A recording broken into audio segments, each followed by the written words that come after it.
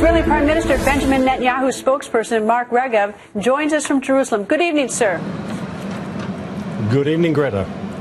As I understand it, sir, what has provoked this violence is essentially two things. One, the false rumor that Israel is taking over the Al-Aqsa Mosque. That's the first thing. And secondly, that Israel is executing or has executed a Palestinian boy. President Abbas apparently made that accusation. Am I right? Is that what's provoked this latest round of violence?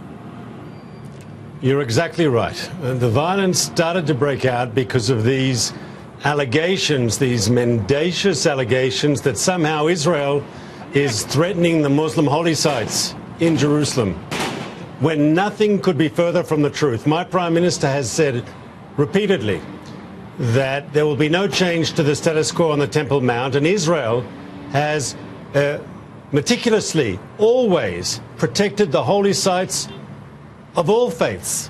But nevertheless, the Islamic extremists were putting out these accusations, these conspiracy theories about so-called Israeli intentions. And unfortunately, they were echoed also by the Palestinian Authority, by President Abbas and his people. And this created a crisis atmosphere that fed the violence. Is Prime Minister Netanyahu, in spite of that, willing to meet with President Abbas and try to find some peaceful resolution? This evening, he said that he's willing to meet with President Abbas or any other Arab leader in order to end this incitement, end the violence, and calm things down. He'll do what needs to be done to try to return a situation of quiet and calm here in Jerusalem and the rest of the country.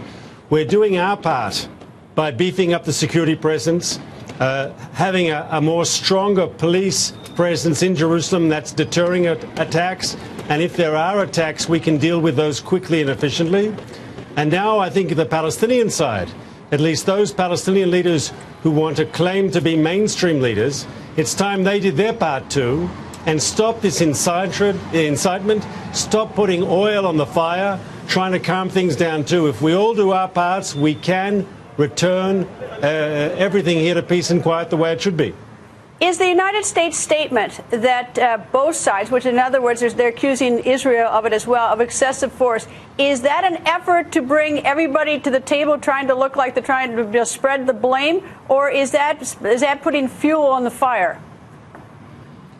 It's a mistaken statement. Just imagine, Greta, what would happen if people were running down the street in New York or in Washington or in Los Angeles or anywhere in the United States with meat cleavers or knives trying to randomly murder people.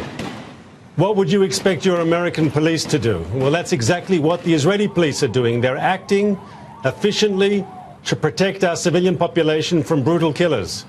And that's their job. That's what they get paid to do. And you should know that the rules of engagement for the police are you can only use your firearm in a situation where it's life-threatening. Now, we've had a whole series of life-threatening situations, and our police force has been there on the street doing their job, protecting the people of Israel.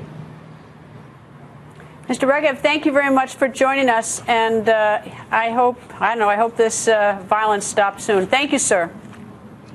So do we. Thanks for having me, Greta.